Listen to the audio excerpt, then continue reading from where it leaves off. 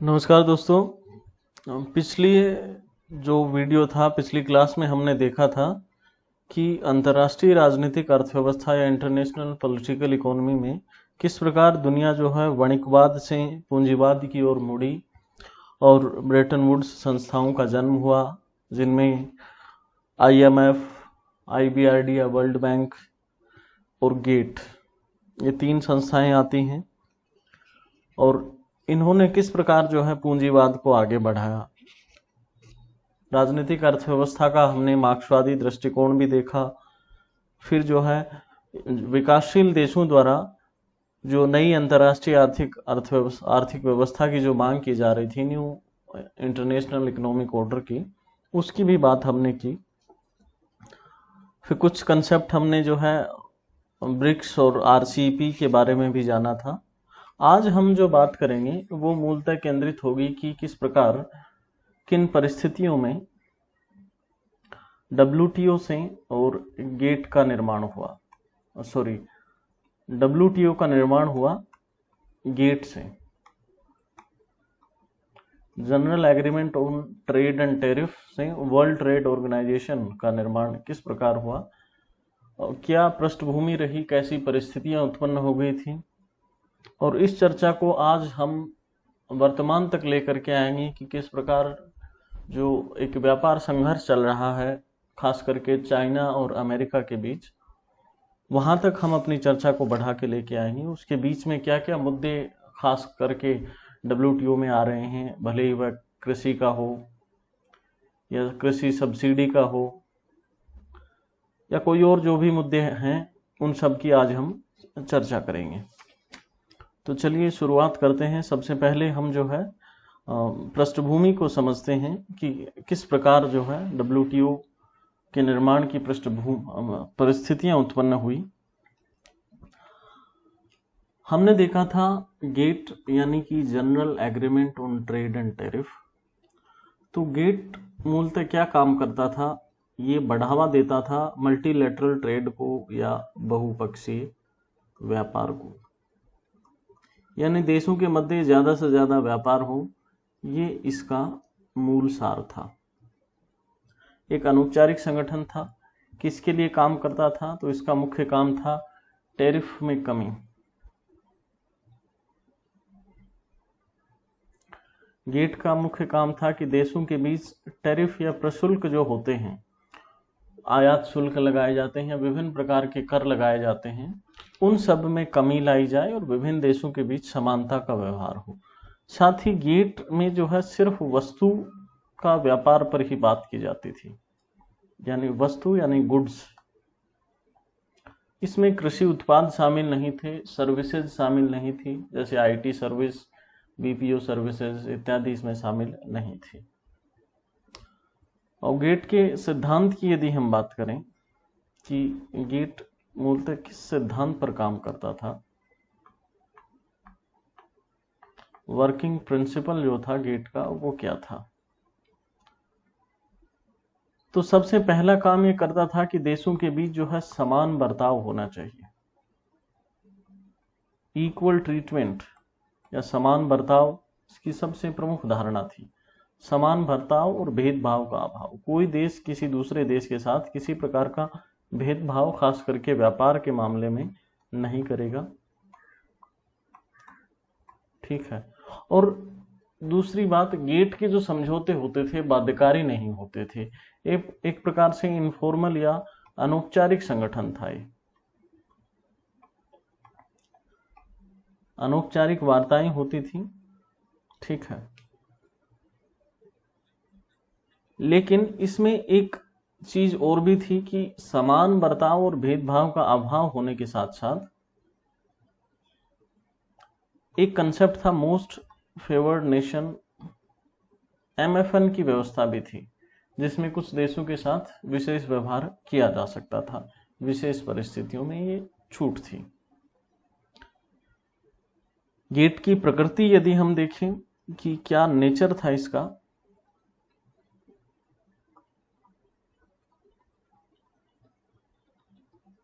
Gate की प्रकृति या नेचर, गेट की प्रकृति या नेचर के बारे में देखें तो ये वास्तव में कोई संगठन नहीं था। गेट कोई एक संगठन का नाम नहीं था जिसका औपचारिक रूप से कोई सचिवालय हो, जिसके औपचारिक रूप से कोई कर्मचारी हो कि भाई ये जो है गेट में काम करते हैं या ये गेट का ऑफिस है। ऐसा कोई संगठन गेट का नहीं था। ठीक है, जैसा हमने बताया एक इनफॉर्मल या अनौपचारिक वार्ता होती थी जिसमें देश आपस में मिलते थे और जो फैसले लिए जाते थे वो आम सहमति से लिए जाते थे, सबकी सहमति से लिए जाते थे। ठीक है, बाध्यकारी भी नहीं होते थे। इस प्रकार थोड़ा सा संगठनात्मक रूप से गेट कमजोर था। और दूसरी चीज इसमें देखें तो सिर्फ वस्तुओं का व्यापार ही शामिल था, कृषि का, सेवा का इत्यादि व्यापार इसमें शामिल नहीं था। अब चूंकि परिस्थितियां बनने लगी थी, ये इसका जन्म कब हुआ था? 1944 में जब ब्रेटन वुड्स सम्मेलन हुआ था, तो जो 3 संस्थाएं बनी थी वर्ल्ड बैंक या के साथ, एक IMF और तीसरी जो थी वो गेट थी। ठीक है, अब इस चीज को काफी समय गुजर गया था, लगभग 40-45 साल, 80 के दशक तक आते आते ये चर्चा होनी शुरू हुई कि गेट में कुछ बदलाव होने चाहिए। विकासशील देश भी जो है मांग कर रहे थे न्यू इंटरनेशनल इकोनॉमिक ऑर्डर की, नियो की, नवीन अंतर्राष्ट्रीय आर्थिक व्यवस्था की। तो साथ ही साथ कुछ और भी परिस्थितियां उत्पन्न हो रही थी। उन दूसरी परिस्थितियों को हम देखें तो 70 का दशक हम जब देखते हैं, 1970s की बात जब हम करते हैं, तो उसमें बहुत तेजी से एक तो जर्मनी का उभार हुआ। द्वितीय विश्व युद्ध की विभीषिका जर्मनी ने झेली थी, लेकिन उसके बाद उसका बहुत तेजी से उत्थान हुआ। जर्मनवादियों ने अपनी कर्मठता से और विकसित देशों में अपना नाम लिखवा लिया। साथ ही साथ इसका सहयोगी देश था द्वितीय विश्व युद्ध में जापान, जिस पर अमेरिका ने परमाणु हमला किया था। इसने भी उस चीज से उबर करके और औद्योगिक देशों में जो है अपना नाम दर्ज करवाया। हालांकि द्वितीय विश्व युद्ध से पहले भी ये शक्तिशाली राष्ट्र थे, लेकिन फिर भी द्वितीय विश्व युद्ध के नुकसान को झेलते हुए, उससे पार पाते हुए इन्होंने जो है बहुत अच्छे से तरक्की की और नए व्यापारिक राष्ट्रों में इनका भी नाम आने लगा। इसका मतलब ये हुआ कि सिर्फ अमेरिका का प्रभुत्व नहीं रहा। ठीक है, पूंजीवादी राष्ट्रों में, खासकर दुनिया अभी भी 2 खेमों में थी, एक तरफ सोवियत संघ था, एक तरफ USA था। लेकिन पूंजीवादी खेमे की बात करें तो पूंजीवादी खेमे में सिर्फ अमेरिका ना रह करके कुछ और भी शक्तियां उदित हो रही थी। इसलिए अमेरिका ने एक संगठन भी बनाया था जिसका जिक्र हमने किया था, G7।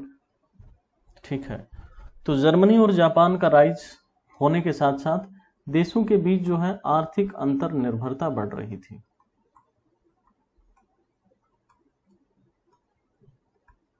आर्थिक अंतर निर्भरता बढ़ने के कारण भी जो है कुछ नए सुधार जरूरी हो गए थे। साथ ही साथ जो पहले व्यापार वस्तुओं तक सीमित रहता था, कृषि भी व्यापार में जो है एक महत्वपूर्ण स्थान पाती जा रही थी। कृषि के उत्पाद, भले वो डेयरी उत्पाद हो या और अनाज इत्यादि का निर्यात आयात हो, और विभिन्न देश जो थे, जैसे हम यूरोपियन यूनियन की बात करें तो यूरोपियन यूनियन जो है बाहरी देशों के साथ भेदभाव करता था। यानी जो यूनियन के सदस्य देश हैं उनके साथ उनको ज्यादा तरजीह दी जाती थी बजाय के जो बाहरी देश हैं। खुद के लिए शुल्क कम थे, बाहरी देशों के लिए कुछ प्रतिबंध थे, कुछ कोटा वगैरह, सब्सिडी इत्यादि प्रकार की कई जो गैर प्रशुल्क की बाधाएं थी, नॉन टैरिफ बैरियर्स जो है वो हमें देखने को मिलते हैं।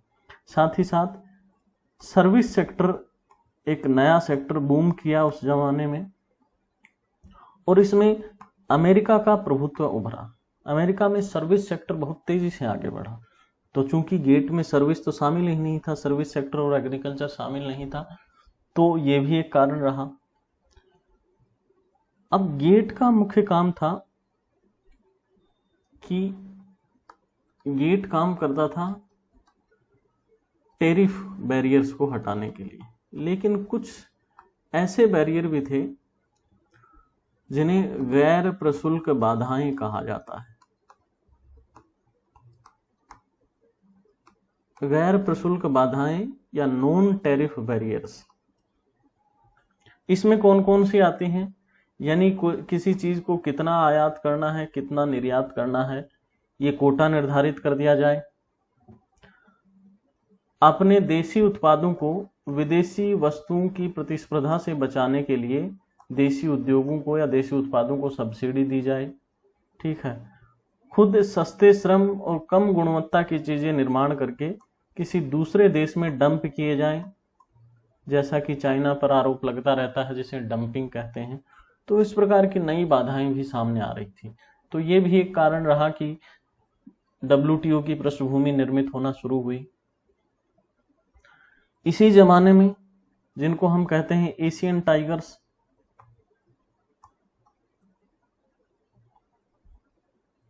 सिंगापुर, ताइवान इत्यादि जो दक्षिणी पूर्वी एशियाई देश हैं, ठीक है, इन देशों का बहुत तेजी से उभार हुआ, बहुत तेजी से इनकी अर्थव्यवस्था आगे बढ़ी और इनकी तीव्र आर्थिक विकास ने भी जो है एक नई मांग पैदा की कि भाई जो है व्यवस्था का पुनर्संरचना व्यवस्था की जानी चाहिए।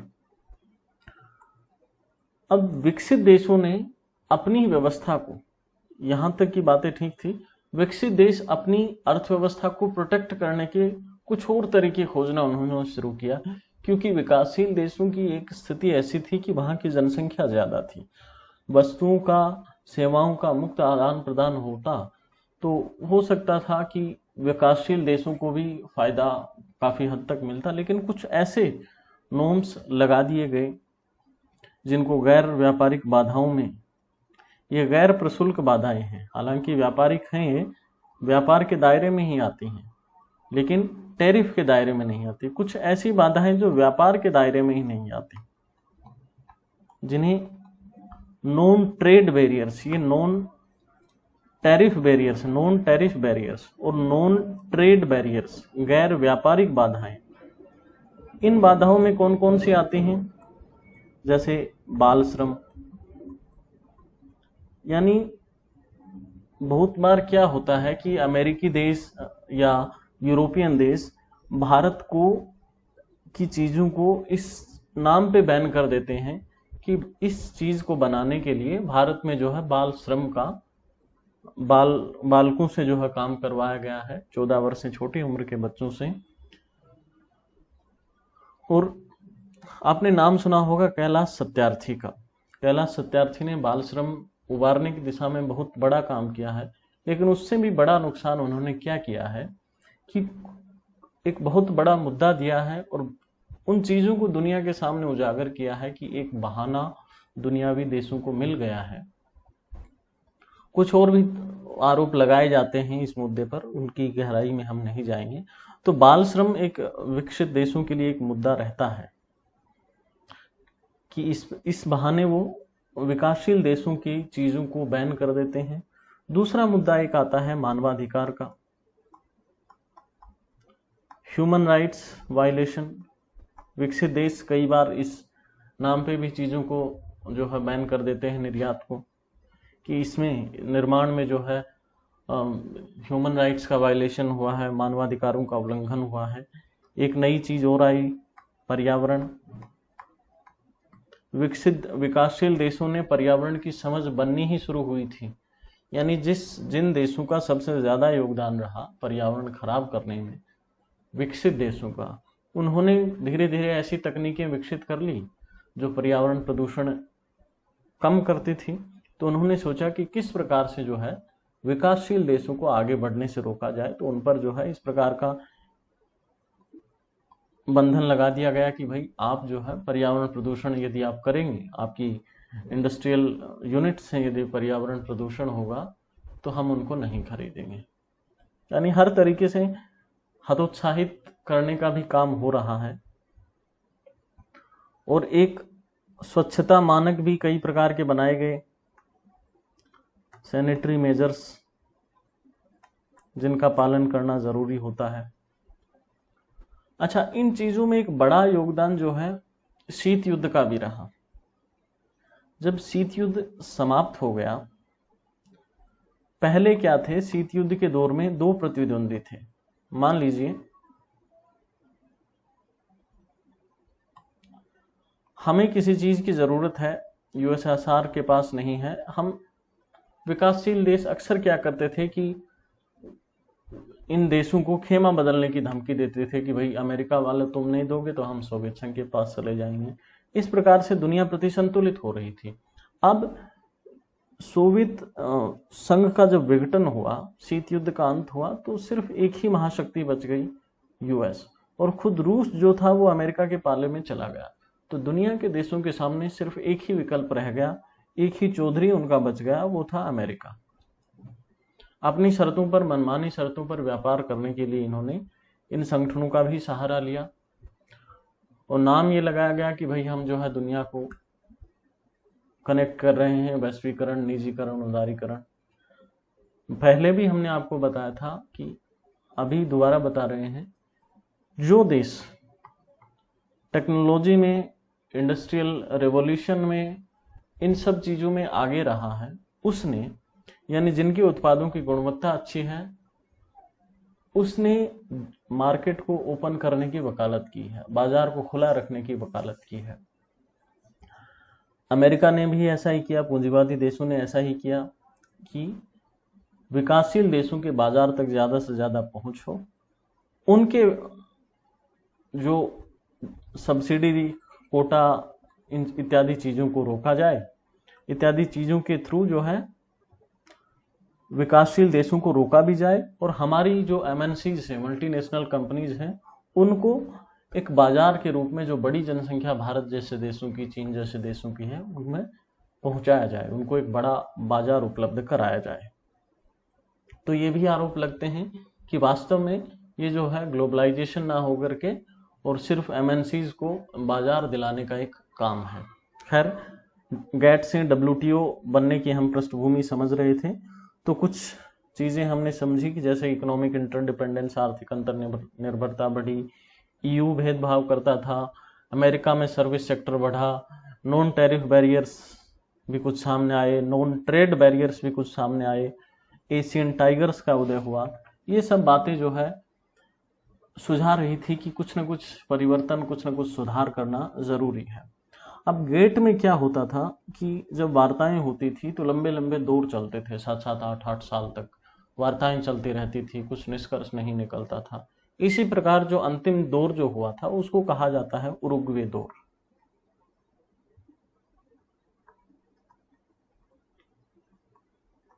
उरुग्वे दौर की वार्ता, ठीक है। इस उरुग्वे दौर में क्या हुआ, ये चला था शायद 1986 से 1994 तक, 86 से 94 तक उरुग्वे दौर चला। और इसमें जिन चीजों की, जो चीजें हमने आपको बताई, उन्हीं सबको शामिल करने की बात की गई। जैसे इसमें मुद्दा उठाया गया कि भाई कृषि को भी इसमें शामिल किया जाए, सेवा क्षेत्र को या सर्विस सेक्टर को भी शामिल किया जाए, ये एक मुद्दा उठा। साथ ही साथ इसमें मुद्दा उठाया गया कि जितने भी नॉन टैरिफ बैरियर्स हैं, गैर प्रशुल्की बाधाएं हैं,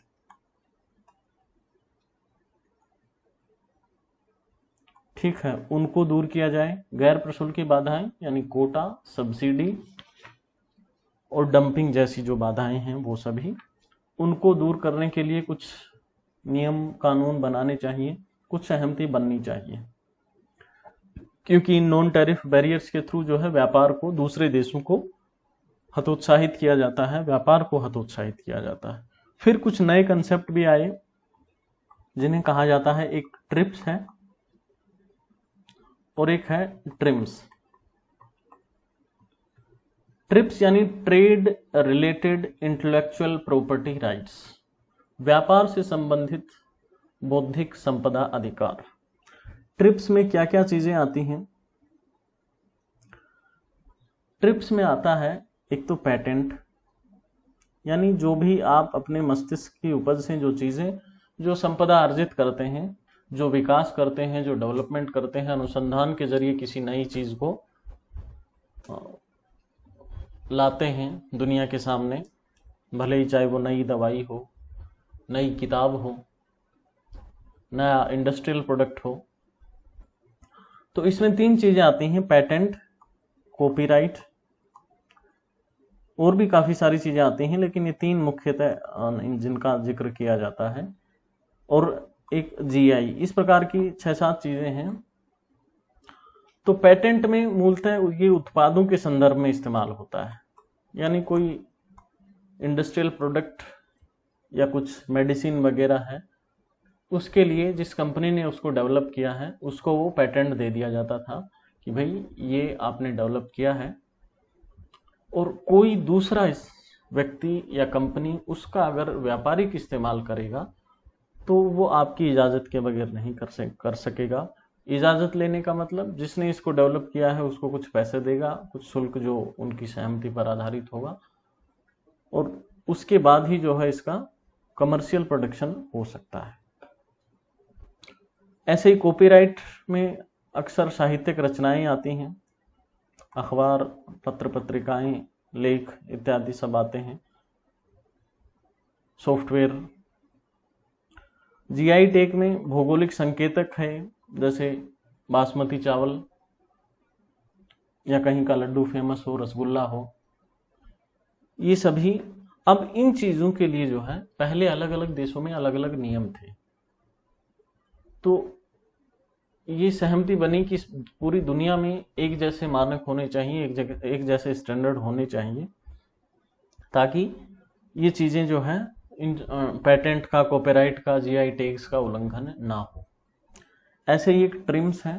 ट्रिम्स यानी कि ट्रेड रिलेटेड इन्वेस्टमेंट मेजर्स, यानी निवेश को प्रोत्साहित करने के लिए ट्रिम्स का इस्तेमाल किया गया।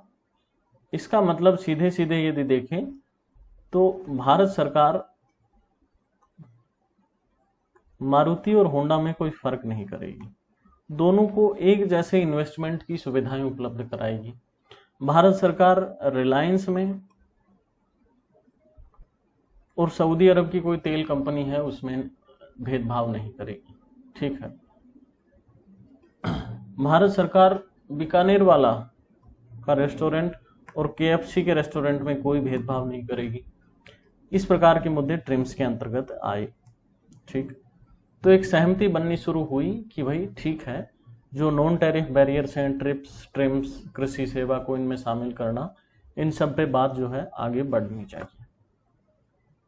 अब परिस्थिति हमने आपको उस समय की बतलाई थी कि दुनिया के जो विकासशील देश थे उनके सामने पहले 2 विकल्प होते थे कि यदि वो चाहते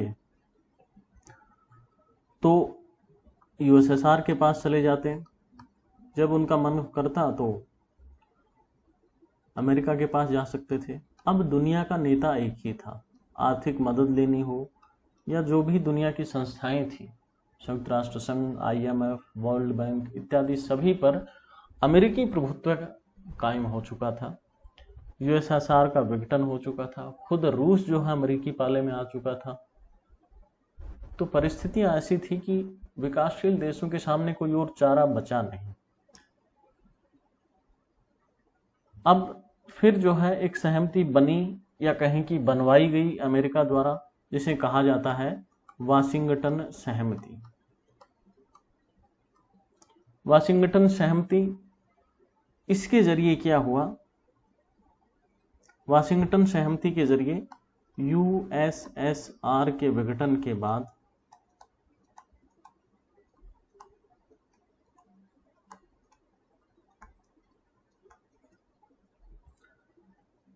ये तय हुआ कि एलपीजी का ज्यादा से ज्यादा प्रभाव जो है बढ़ाया जाएगा दुनिया में।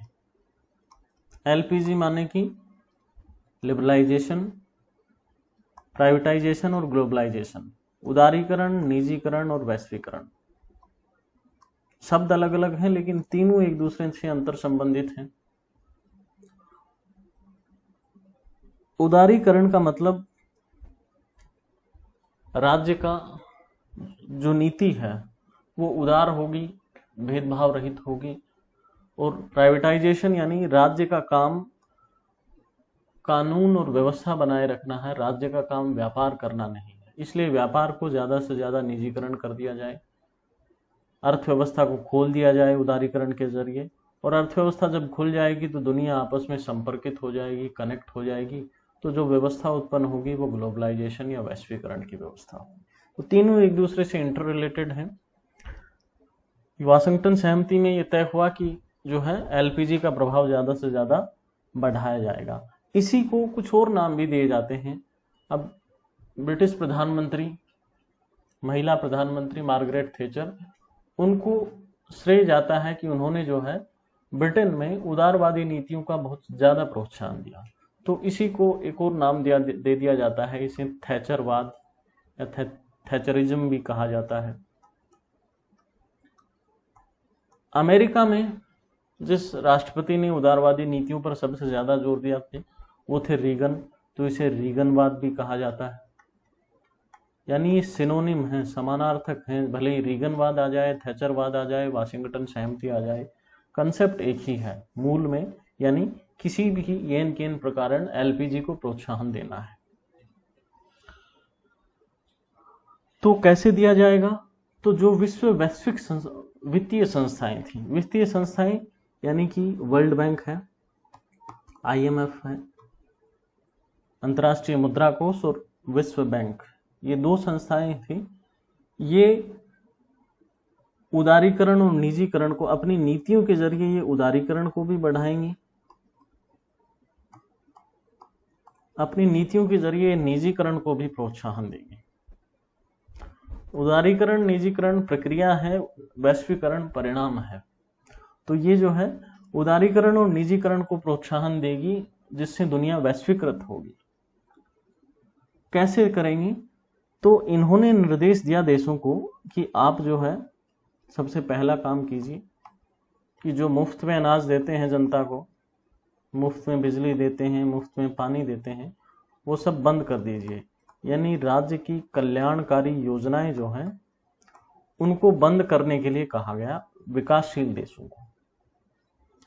कल्याणकारी खर्च में कटौती कर दीजिए, कल्याणकारी, क्योंकि इससे क्या होता है कि जैसे एक मिनरल वाटर बनाने वाली कंपनी है, अब सरकार जो है मुफ्त में पानी दे रही है, तो उस कंपनी को बाजार में प्रतिस्पर्धा नहीं कर पाएगी वो कंपनी और बंद हो जाएगी। इसलिए विकसित देश ये कहते थे कि पानी को बाजार के हवाले कर दो, अनाज को बाजार के हवाले कर दो, बाजार तय करेगा कि किस कीमत पर बेचना है, किस कीमत पर नहीं बेचना।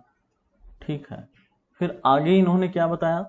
एक आपको मैंने बताया था संरचनात्मक समायोजन का सिद्धांत, यानी जिन देशों में भुगतान संतुलन जैसी स्थिति उत्पन्न हो गई थी, जैसे भारत भी उनमें एक था, तो ये संस्थाएं दबाव डालती थी कि आप अपनी व्यवस्था को इस प्रकार से बनाइए ताकि विकसित देशों की कंपनियों को घुसने का, एमएनसीज को घुसने का मौका मिले, या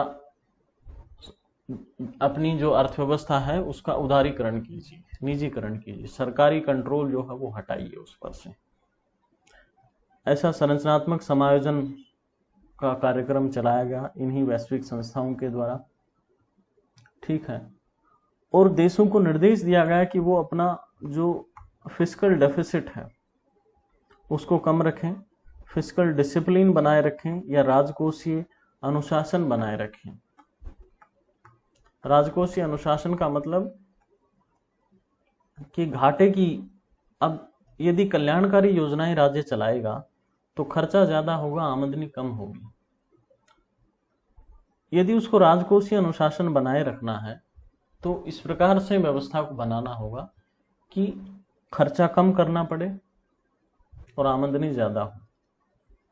यानी सीधे सीधे कहने का मतलब इन तीनों का सार यही है कि राज्य का नियंत्रण अर्थव्यवस्था से हटा लीजिए, अर्थव्यवस्था को एमएनसीज के लिए खोल दीजिए, दुनिया की जो सारी कंपनियां हैं उनके लिए खोल दीजिए, उनको जो है अपने बाजार में आने दीजिए।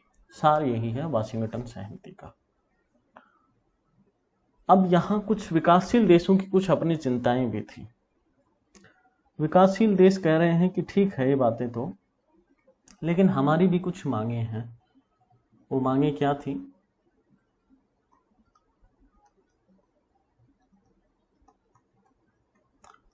मांगे खैर मानने वाला तो कोई था नहीं, क्योंकि 2 खेमे थे, एक खेमा नष्ट हो चुका था, लेकिन फिर भी आश्वासन मिलेगा, आश्वासन दिया जाएगा विकसित देशों के द्वारा। तो पहली मांग थी विकासशील देशों की कि न्यू इंटरनेशनल इकोनॉमिक ऑर्डर बनाया जाए।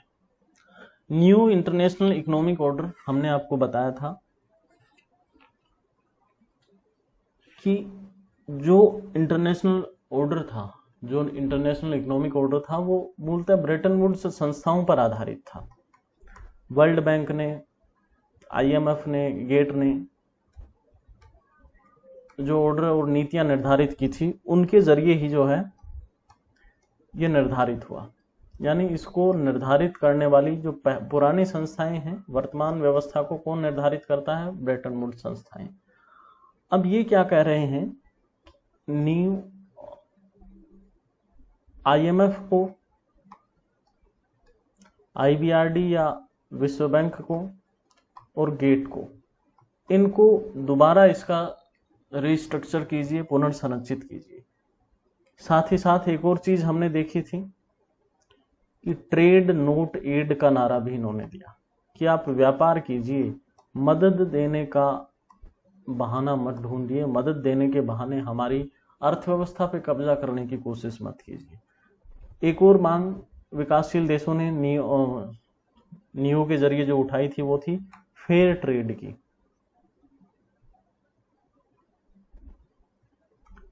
फेयर ट्रेड, ठीक है, यानी फ्री ट्रेड की बजाय फेयर ट्रेड। विकसित देश बात करते थे फ्री ट्रेड की, मुक्त व्यापार की, ये बात करते फेयर ट्रेड या उचित व्यापार की। उचित व्यापार में ये कहते थे कि भाई आप लोगों ने उपनिवेशवाद के चरण में हमारी जो संसाधन है उनका शोषण किया है, इसलिए जो वर्तमान व्यवस्था बना रहे हैं उसमें हमें कुछ प्रेफरेंशियल बिहेवियर या वरीयता हमें दी जानी चाहिए। इस प्रकार की मांग उनकी रहती थी। साथ ही साथ विकासशील देश चूंकि प्राकृतिक संसाधनों में धनी है और प्राकृतिक संसाधनों का झुकाव जो है, चाहे आप अफ्रीका देखें, दक्षिण अमेरिका देखें, भारत देखें, प्राकृतिक संपदा प्रचुर मात्रा में है। तो विकासशील देशों की ये मांग थी कि हमारा जो है प्राकृतिक संसाधनों पर नियंत्रण बना रहना चाहिए। ऐसा ना हो कि ठेका MNCs को, जिसको ठेका दिया जाए किसी काम के लिए, वो पूरे क्षेत्र को ही उजाड़ बना दे या पूरे प्राकृतिक संसाधनों का अपने हाथ में नियंत्रण ले ले और वहाँ कुछ बचे ही नहीं, वहाँ के स्थानीय नागरिकों को कुछ लाभ ना मिले। इसलिए प्राकृतिक संसाधनों पर हमारा नियंत्रण बना रहना चाहिए। साथ ही कहते थे कि MNCs पर भी नियंत्रण होना चाहिए। ठीक है, ये इस प्रकार विकासशील देशों की मांगे थी नियो व्यवस्था के जरिए। और क्या मांगे थी? तो ये कह रहे थे कि वरीय व्यापार में हमें व्यापार में वरीयता दी जानी चाहिए, क्योंकि हम शोषण का शिकार रह चुके हैं। ठीक है, अब यूरोपियन यूनियन का एक और यहां जिक्र आता है कि यूरोपियन यूनियन ने टेक्सटाइल या कपड़ा के आयात पर इन्होंने जो है कोटा लगा रखा था, कि एक मात्रा निर्धारित कर रखी थी कि यदि इतने प्रतिशत से ज्यादा जो है आयात ना होने पाए और हमारे जो घरेलू उद्योग जो है उसको संरक्षण मिल पाए। इस प्रकार के कोटे को भी जो है ये हटाना चाहते थे। आप आज भी देखते हैं कि भारत के निर्यात में टेक्सटाइल का एक बहुत बड़ा योगदान है, कपड़ा इंडस्ट्री का बहुत बड़ा योगदान है। तो उस चीज को हतोत्साहित किया जाता है यूरोपियन यूनियन द्वारा या यूरोपीय देशों द्वारा। तो हमने ये मांग की, या विकासशील देशों ने मांग की, कि कपड़ा उद्योग में जो कोटा यूरोपियन यूनियन, यूरोपीय राष्ट्रों द्वारा लगाया गया है उसको हटाया जाए। साथ ही साथ एक और महत्वपूर्ण बात कि विकसित देशों ने आज तक हमारा शोषण किया है, तो हमें कम से कम तकनीक तो आप दे ही सकते हैं, तकनीक का हस्तांतरण कीजिए।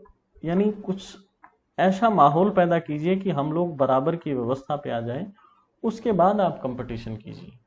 ऐसी इस प्रकार की इनकी मांग थी विकासशील देशों की। ठीक है, तो इसी परिस्थितियां ये बन करके और फिर गेट से डब्ल्यूटीओ के गठन का माहौल बन रहा था।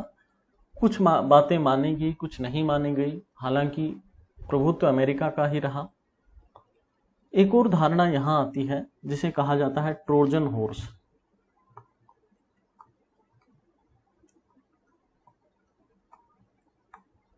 ट्रोजन हॉर्स के बारे में स्पार्टा, एथेंस इत्यादि के बारे में जिक्र आता है। तो इसका कहानी की तरफ ना जाते हुए इसका सारांश हम आपको बताते हैं। ट्रोजन हॉर्स का मतलब होता है कि फियरफुल, यानी किसी चीज के प्रति डर पैदा होना।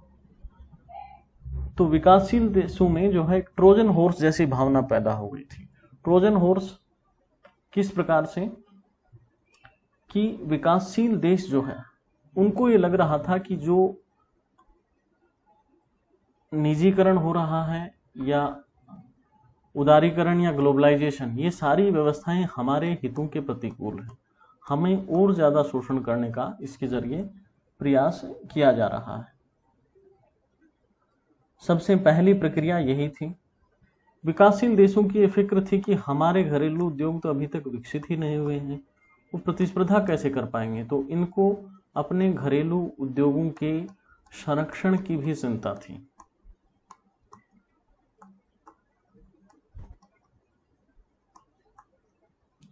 ठीक है, साथ ही साथ विकासशील देशों ने ट्रिप्स का भी विरोध किया। ट्रिप्स हमने आपको बताया था, trade related intellectual property rights. आप देखेंगे कि हमारे यहाँ एक परंपरा, श्रुत परंपरा रही है, इसमें ज्ञान का जो स्थानांतरण है, नॉलेज ट्रांसफर जनरली पीढ़ियों से होता आ रहा है। चाहे आयुर्वेद की परंपरा हो, सुन करके हम अपने बड़े बुजुर्गों से सुन करके अपनी अगली पीढ़ी तक पहुंचाते हैं। तो बहुत से ऐसे प्रोडक्ट जैसे हल्दी है, नीम है, भारतीय संस्कृति के अभिन्न हिस्से हैं। कोई पेटेंट हमारे पास नहीं था। अमेरिकियों द्वारा क्या किया गया कि अमेरिका ने हल्दी का और नीम का भी पेटेंट करवा लिया था। फिर हमने डब्ल्यूटीओ में जाकर के लड़ाई लड़ी, बताया कि हम पीढ़ियों से इस्तेमाल करते आ रहे हैं, तब जाकर के जो है मामला थोड़ा बहुत सुलटा है। इसी प्रकार बासमती राइस भारत में होता है, तो अमेरिका ने इसकी नकल करके एक टेक्समती निकाल दिया था। उसमें भी फिर जो है विवाद काफी लंबे समय तक चला। तो इस प्रकार की बातें, विकासशील देशों को ये डर था कि विकसित देश जो है गैर कानूनी तरीके से प्रॉपर्टी राइट्स को हथिया सकते हैं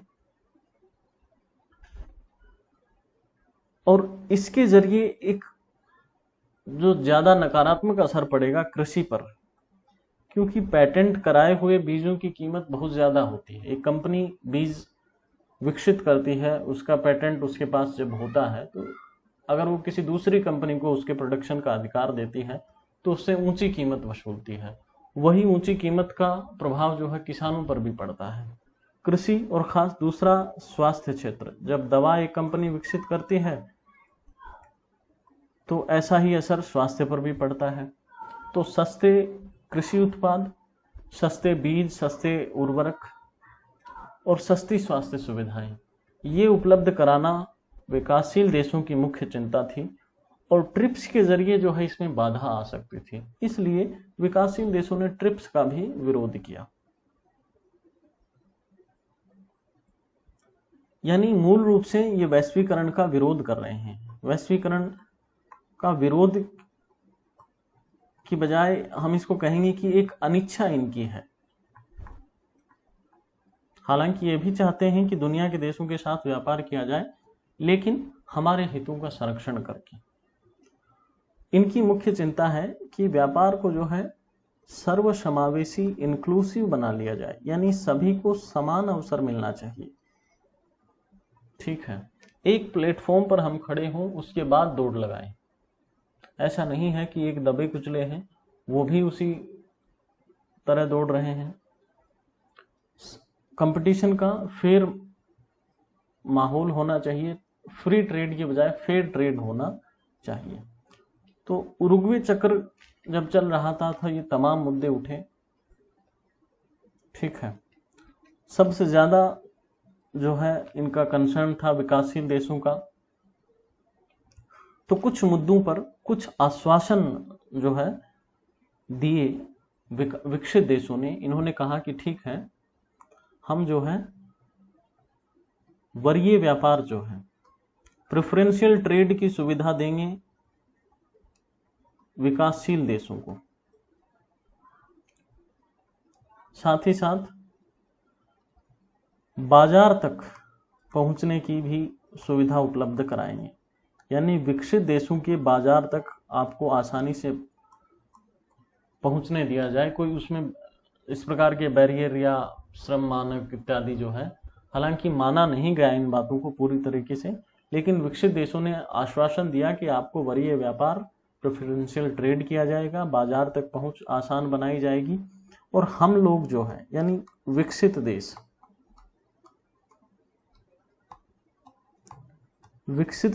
कृषि सब्सिडी को हटा लेंगे और विकासशील देश ना हटाएं तो भी चलेगा, ऐसा उस समय सहमति बनी। हालांकि इस पर एक भी बात पर पूरी तरह से अमल नहीं हुआ है आज तक, और ये सारे विवाद बने हुए हैं। तो ये आश्वासन दिया विकसित देशों ने, कहा कि व्यापार में आपको वरीयता होगी, बाजार तक आसानी से पहुंच उपलब्ध कराई जाएगी, हम अपनी कृषि सब्सिडी हटा देंगे। अब यहाँ ध्यान देने वाली बात यह है कि विकसित देशों में मुश्किल से 4-5% आबादी होती है जो कृषि पर निर्भर होती है, और बहुत बड़ी मात्रा में कृषि सब्सिडी दी जाती है विकसित देशों द्वारा अपने किसानों को। तो ये जो है भारत में लगभग आधी से ज्यादा आबादी आज भी कृषि पर निर्भर है। सब्सिडी देते हुए भी उस मात्रा में हम सब्सिडी नहीं दे पाते हैं जिस मात्रा में अमेरिका द्वारा जैसे देशों द्वारा दी जाती है, क्योंकि इनकी आबादी का एक कम हिस्सा जो है इस काम में संलग्न है और हमारी आबादी का अधिकतर हिस्सा उस काम में लगा हुआ है। तो किस प्रकार से बराबरी कर पाएंगे? तो इस प्रकार से सब्सिडी खत्म नहीं की गई है और विवाद लगातार बना हुआ है। लेकिन उस समय ये सहमति दी गई, आश्वासन दिया गया कि ये सब बातें होंगी, और उरुग्वे दौर खत्म हुआ 1994 में। सहमति बनी कि अब जो है एक संगठन बनाया जाएगा जिसका नाम होगा WTO, विश्व व्यापार संगठन, वर्ल्ड ट्रेड ऑर्गेनाइजेशन। मकसद क्या होगा? तो वर्ल्ड ट्रेड ऑर्गेनाइजेशन का मकसद, पहला मकसद तो गेट की तरह बहुपक्षीय व्यापार को बढ़ावा देना, मल्टीलेटरल ट्रेड को जो है एनकरेज करना।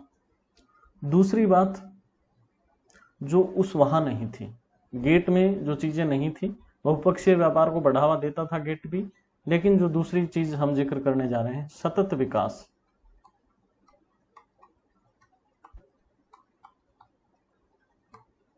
सतत विकास को बढ़ावा, सस्टेनेबल डेवलपमेंट।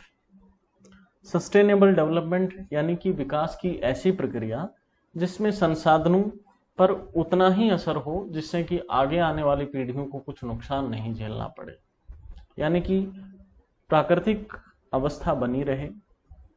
प्रकृति से हम जितना ले रहे हैं उतना प्रकृति अपने आप पुनर्निर्माण करती चली जाए, और ये प्रक्रिया सतत जारी रहे। ऐसा नहीं कि प्राकृतिक संसाधन लुप्त हो जाए। विकास की प्रक्रिया इस प्रकार की होनी चाहिए, ये कंसेप्ट लाया गया। यानी इसमें कहा गया कि पर्यावरण को नुकसान नहीं पहुंचाया जाएगा। अब यहां भी देखने वाली बात है कि विकसित देश तो पहुंचा चुके हैं पर्यावरण को नुकसान, सबसे ज्यादा तो उन्होंने ही पहुंचाया है। उन्होंने ऐसी तकनीक विकसित कर ली, पर्यावरण मित्र तकनीक, इको फ्रेंडली टेक्निक जो है, इको फ्रेंडली टेक्नोलॉजी उन्होंने विकसित कर ली। फिर हमें बोल रहे हैं कि आप भी जो है पर्यावरण को नुकसान नहीं पहुंचाएंगे। हमने कहा कि फिर हमें वो इको फ्रेंडली टेक्नोलॉजी दे दीजिए, तो उन्होंने कहा कि हमारा पेटेंट है, पैसे दो। तो ये भी फिर विवाद बना रहता है। और एक और इसमें व्यवस्था की गई कि जो भी देशों के बीच व्यापारिक विवाद होंगे, ठीक है, ट्रेड डिस्प्यूट को सेटल किया जाएगा, व्यापार विवादों को हल करने का भी एक मैकेनिज्म बनाया जाएगा। इन उद्देश्यों के साथ 1995 में डब्ल्यूटीओ का गठन हुआ। उसकी संरचना की यदि हम बात करें, डब्ल्यूटीओ की संरचना, स्ट्रक्चर की यदि हम बात करें, तो इसमें कुछ समितियां होती हैं। सबसे मुख्य बात तो डिसीजन मेकिंग कैसे होता है, तो 2 साल में, हर 2 साल में जो इसके सदस्य राष्ट्र हैं, आरंभिक दौर में शायद 125 सवा सौ के लगभग 123 राष्ट्रों ने इस पर हस्ताक्षर किए थे, फिर इसमें कुछ जुड़े भी, कुछ बाहर भी हुए। तो इसकी संरचना में सबसे पहला मुख्य सिद्धांत जो आता है कि डिसीजन मेकिंग या निर्णय निर्माण करते समय, कोई भी फैसला करते समय क्या होगा, क्या मैकेनिज्म उसकी होगी, तो उसके लिए बता रहे हैं कि हर 2 साल में जो भी वाणिज्य मंत्री हैं, वाणिज्य मंत्रियों की बैठक होगी। वाणिज्य मंत्रियों की बैठक में के जरिए ही जो है फैसला लिया जाएगा, निर्णय निर्माण किया जाएगा। फिर उसमें कुछ परमानेंट कमेटी भी होंगी, जिसमें एक समिति है डिस्प्यूट सेटलमेंट्स कमेटी या विवाद निस्तारण समिति।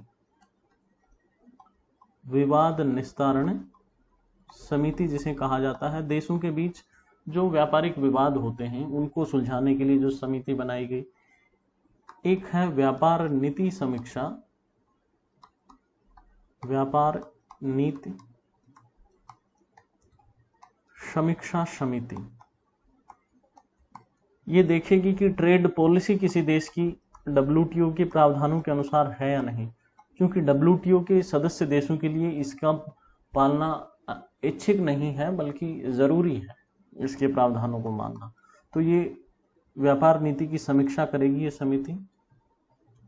फिर और कुछ भी दूसरी समितियां भी हैं,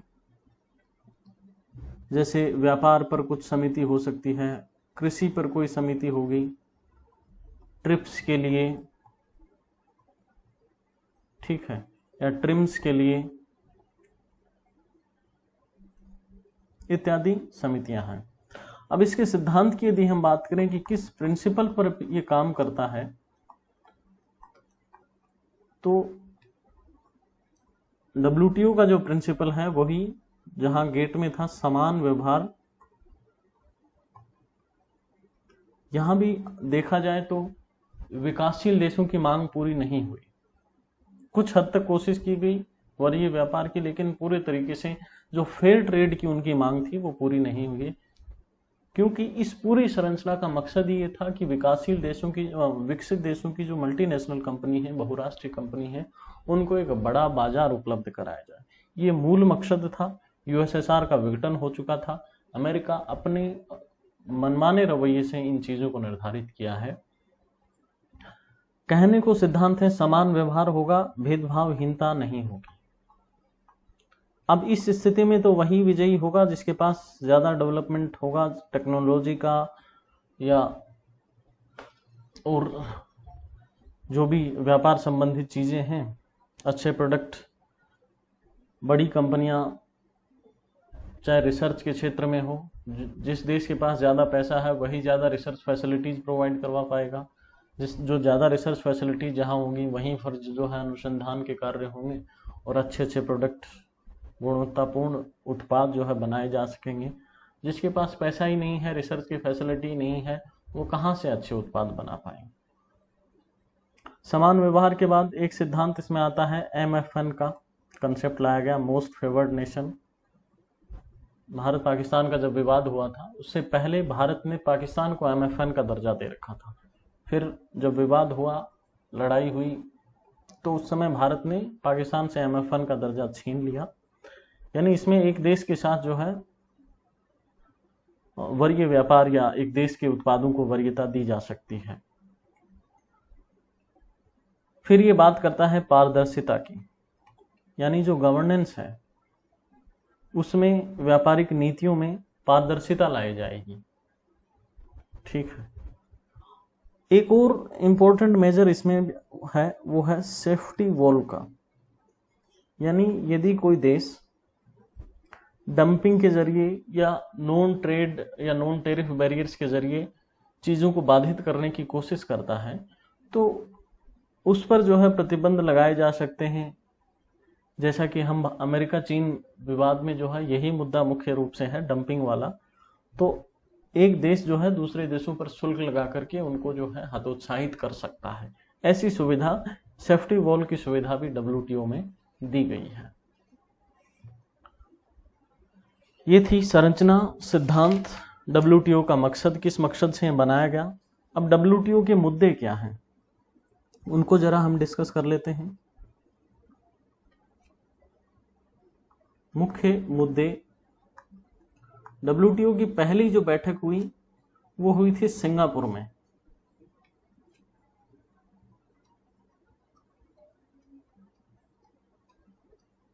सिंगापुर में पहली बैठक हुई तो कुछ जो मुद्दे निकल के आए उनको कहा जाता है सिंगापुर मुद्दे। सिंगापुर मुद्दे में कौन कौन से मुद्दे हैं?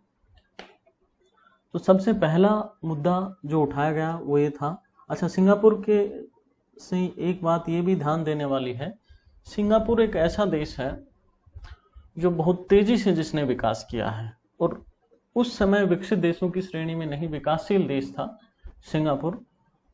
और अमेरिका ने सिंगापुर में इस सम्मेलन का आयोजन करवा करके ये एक मैसेज देने की कोशिश की कि हम लोग जो है शुरुआत विकासशील देशों से ही कर रहे हैं। ये WTO जो है कहीं न कहीं विकासशील देशों के हित में ही है। वो चाहते तो अमेरिका में भी पहली बैठक करवा सकते थे, लेकिन एक विकासशील देश में पहली बैठक करवा करके WTO का पूरा रंगारंग कार्यक्रम, उद्घाटन कार्यक्रम सिंगापुर में किया गया। वहां से शुरुआत करा करके और एक मैसेज देने की कोशिश की गई कि सिंगापुर यदि तरक्की कर सकता है तो भारत जैसा देश भी कर सकता है और बाकी देश भी कर सकते हैं। इसलिए आइए WTO में हम साथ मिलकर के काम करेंगे, इस प्रकार का मैसेज देने की कोशिश की गई। तो इसमें जो मुद्दे उठे वो थे, एक था सरकारी खरीद में पारदर्शिता।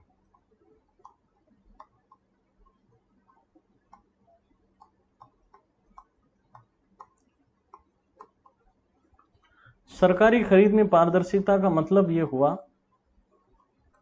कि आप सरकारी जो कागज भेजने हैं उसमें इंडियन पोस्ट को भी उतना ही मौका दीजिए जितना आप कुरियर वालों को देते हैं। या फिर जो फोन लगाए जाते हैं सरकारी दफ्तरों में, उदाहरण के जरिए समझाने की कोशिश कर रहा हूं, उनमें BSNL को उतना ही मौका दीजिए जितना वोडाफोन को, एयरटेल को, इन सबको दिया जाता है। देखते हैं ज्यादातर सरकारी दफ्तरों में टेलीफोन BSNL के होते हैं, पत्र व्यवहार डाक के जरिए, भारतीय डाक के जरिए किया जाता है। तो ये सब मुद्दे उठाए गए सिंगापुर की बैठक में और ये भी बताया गया कि आप जो है निवेश को प्रोत्साहित कीजिए, यानी व्यापार बढ़ाने के संबंध में कुछ निवेश के उपाय कीजिए ताकि ज़्यादा से ज़्यादा वहाँ निवेश कंपनियां कर सकें। यानी अमेरिका और पूंजीवादी देश ये कह रहे हैं कि हमारी MNCs को आप फैसिलिटी प्रोवाइड कीजिए ताकि वो आपके यहाँ अपना उद्यम लगाएं। तीसरी बात ये कह रहे हैं कि जो गैर व्यापारिक बाधाएं हैं उनको भी दूर कीजिए।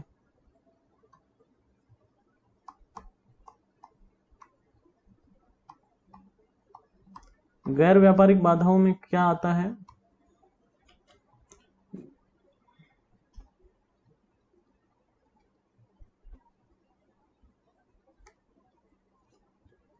सॉरी, ये इरेज हो गया हमारा पूरा,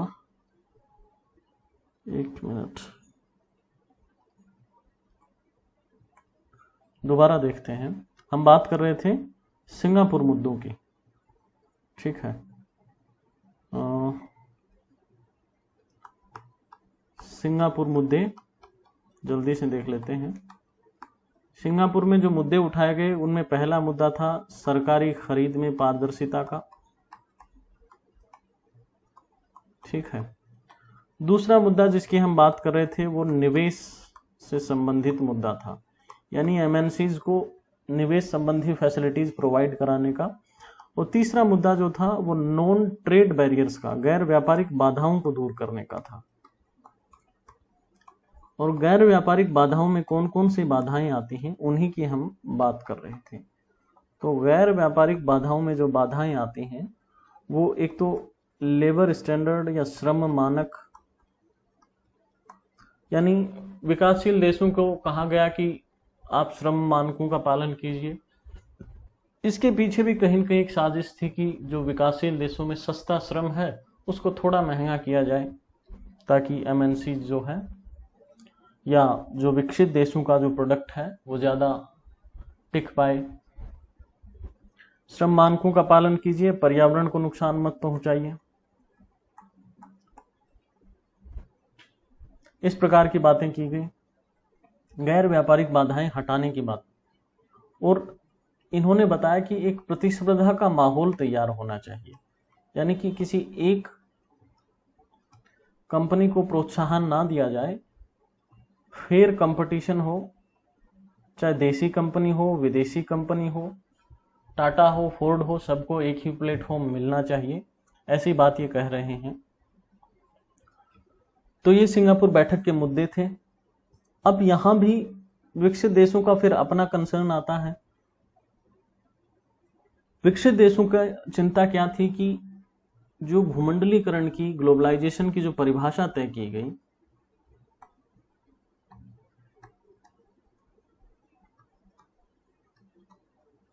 भूमंडलीकरण में किस किस को शामिल किया गया? तो भूमंडलीकरण में शामिल किया गया वस्तु, सेवा और वित्त, गुड्स सर्विसेज एंड फाइनेंस, इनका मुक्त आदान प्रदान, ये भूमंडलीकरण में शामिल किया गया। यहां भी आपको पूंजीवादी पक्षपात दिखेगा। अब विकसित देशों के पास ना अच्छी वस्तुएं हैं, सेवाओं की गुणवत्ता भी विकासशील देशों में विकसित देशों की बजाय कम है। फाइनेंस, पैसे की वैसे ही कमी है विकासशील देशों के पास। तो इन तीनों चीजों में विकासशील देश प्रतिस्पर्धा नहीं कर सकते हैं विकसित देशों के साथ। किस में कर सकते हैं? तो विकसित देशों के पास तो जनसंख्या है, उसमें चाहे जिस मर्जी आ जाए हमसे कंपटीशन करवा लीजिए, हम सबसे आगे रहे। यानी जनसंख्या का मतलब श्रम शक्ति, लेबर। वैश्वीकरण की, भूमंडलीकरण की जो परिभाषा दी गई उसमें श्रम के मुक्त आदान प्रदान की बात नहीं की गई, यानी कि लोग मुक्त रूप से आए जाएं, उन पर किसी प्रकार की कोई बाधा नहीं होगी उनके आने जाने पर, ऐसी बात नहीं की गई। इसमें कहा गया कि वस्तु, सेवा और वित्त का मुक्त आदान प्रदान होगा। हमने कहा कि श्रम का भी मुक्त आदान प्रदान होना चाहिए, श्रम का मुक्त आदान प्रदान होगा, ये बात विकासशील देशों द्वारा की गई, लेकिन हुआ नहीं। आज भी हम देखते हैं कि अमेरिका जो है हर दिन वीजा पॉलिसी बदलता है, कभी H1B1 वीजा, कभी कौन सा वीजा, इस प्रकार की बातें सामने आती हैं। यानी कहीं न कहीं वो जो है भारत की श्रम शक्ति को अमेरिका में घुसने से रोकता है ताकि अमेरिकी लोगों को रोजगार मिले। तो ये भी कहीं न कहीं भूमंडलीकरण का विरोध ही तो है। वो अपने प्रोडक्ट्स को, अपनी सर्विसेज को, अपने फाइनेंशियल इंस्टीट्यूशंस को तो भारत में एंट्री करवा रहे हैं, लेकिन हमारे पास जो शक्ति है, हमारे पास जो लेबर फोर्स है, उसको अपने बाजार में नहीं जाने दे रहे हैं। तो ये एक भेदभावपूर्ण रवैया हमारा कंसर्न रहा कि आप जो है श्रम को भी इसमें शामिल कीजिए। अच्छा, और क्या बात थी? अब हम लोग पहले से मांग कर रहे थे फेयर ट्रेड की, वो बात भी नहीं मानी गई। और कुछ नई चीजें जो लाद दी गई, जैसे लेबर स्टैंडर्ड या पर्यावरण मानक, कि पर्यावरण प्रदूषण हो रहा, पर्यावरण को गलत तरीके से प्रभावित नहीं करेंगे, इस प्रकार के जो मुद्दे जोड़े गए, उन सब से विकासशील देशों की कंपनियों को, विकासशील देशों को हतोत्साहित करने का कोशिश की गई। तो ये हमारे मुद्दे थे। हमने कहा कि भाई इनका समाधान होना चाहिए, नहीं हुआ, विवाद चल रहा है, अभी भी चल रहा है। तो ये थे सिंगापुर के मुद्दे। अब सिंगापुर के बाद बैठक होती है सिएटल अमेरिका में, ठीक है। अगली बैठक हुई सिएटल अमेरिका में। सिंगापुर के मुद्दों में कुछ आम सहमति नहीं हो पाई, लेकिन कुछ मुद्दे उठे जिन पर समाधान जरूरी था, वो फिर वार्ताएं चलती रहेंगी आगे। लेकिन जब सिएटल की बैठक हुई 1999 में, यह बैठक हुई, तो बहुत जोरदार विरोध हुआ उसका। सिएटल अमेरिका में है और खुद अमेरिका एक पूंजीवादी राष्ट्र होने के बावजूद यहाँ जो है बहुत बड़े पैमाने पर प्रदर्शन हुए। जब ये बैठक आयोजित की गई, बहुत बड़े पैमाने पर प्रदर्शन हुए। इसमें बहुत सारे एनजीओज ने हिस्सा लिया, वर्ल्ड सोशल फोरम ने हिस्सा लिया, दुनिया भर के वैश्विक संगठनों का, वैश्विक नागरिक संगठनों का एक मंच है वर्ल्ड सोशल फोरम, उन सब ने हिस्सा लिया। उन्होंने कहा कि जो वैश्वीकरण की या नव उदारीकरण की ये जो नीतियां हैं, ये सिर्फ और सिर्फ पूंजीपतियों के पक्ष में है, ना तो विकसित देशों के पक्ष में है, ना विकासशील देशों के पक्ष में है। ये सिर्फ और सिर्फ कुछ व्यापारिक घरानों के लिए लाभकारी है और इससे आम नागरिकों का कोई भी हित नहीं होगा। इतना जोरदार विरोध हुआ उस समय।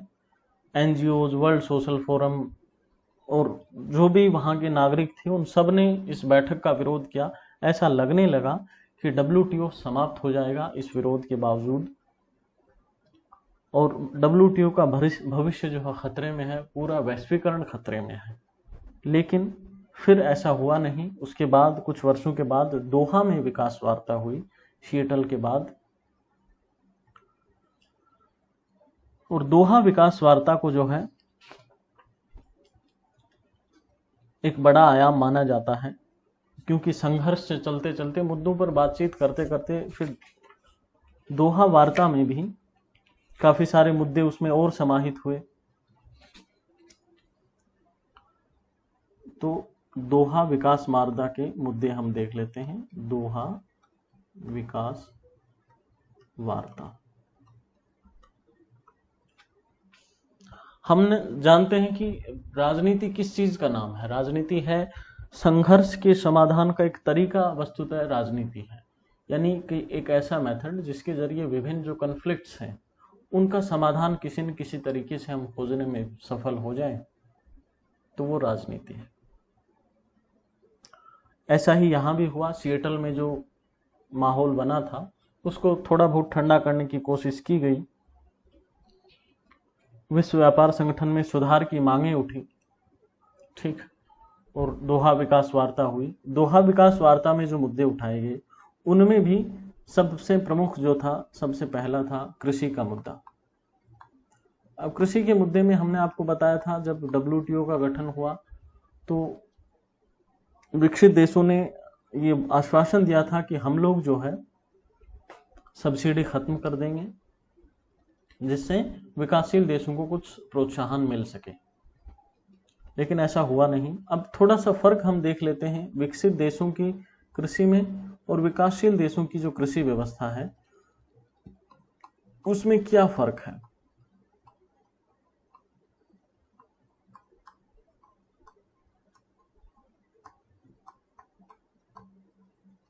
ठीक है, विकसित देशों में जो कृषि होती है वो एक इकोनॉमिक एक्टिविटी है। इकोनॉमिक एक्टिविटी का मतलब मुनाफे की गतिविधि है, ये एक आर्थिक मामला है।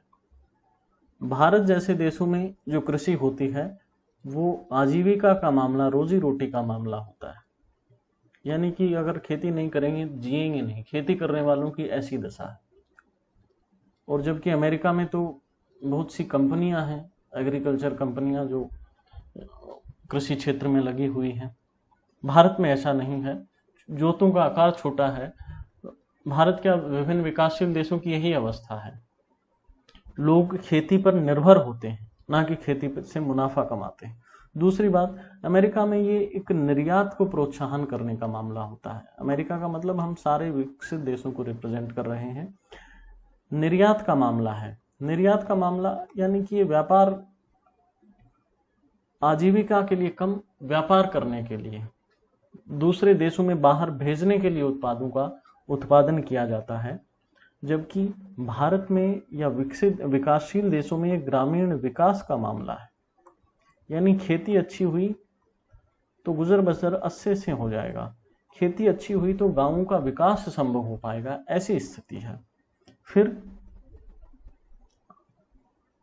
हमने बताया कि आर्थिक मामला या व्यापार का मामला है, और यहां खेती अच्छी हुई तो समाज की स्थिति अच्छी हो जाएगी, यानी एक सामाजिक मसला भी है।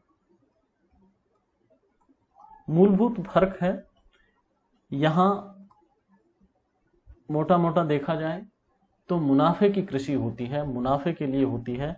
यहाँ विकासशील देशों में सिर्फ और सिर्फ गुजर बसर करने के लिए खेती होती है, मुनाफा आज तक खेती से नहीं हुआ है।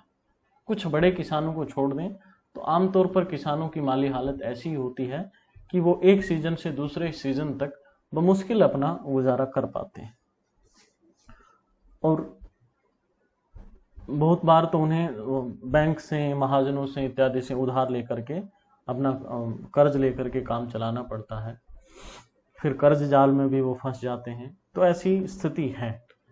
अब हम उस विकसित देशों से समान लेवल पर कंपटीशन करें, ऐसा कैसे हो सकता है? इसलिए विकासशील देशों की मांग रहती है कि कृषि में आप लोग यदि फेयर ट्रेड करना चाहते हैं तो अपनी कृषि की जो सब्सिडी है उसको बंद कीजिए, ताकि हमारे किसानों की आजीविका प्रभावित नहीं हो, यानी अपने पैसे कमाने के लिए किसी की रोजी रोटी ना छीने, ऐसी हमारी मांग है। एक दूसरा मुद्दा जो विकासशील देशों की ओर से किया गया वो हम पहले भी डिस्कस कर चुके हैं, सब्सिडी का। सब्सिडी के प्रकार आपको बता देते हैं। सब्सिडी के मूलतः 3 प्रकार होते हैं। इनको एक को बोला जाता है अंबर बॉक्स।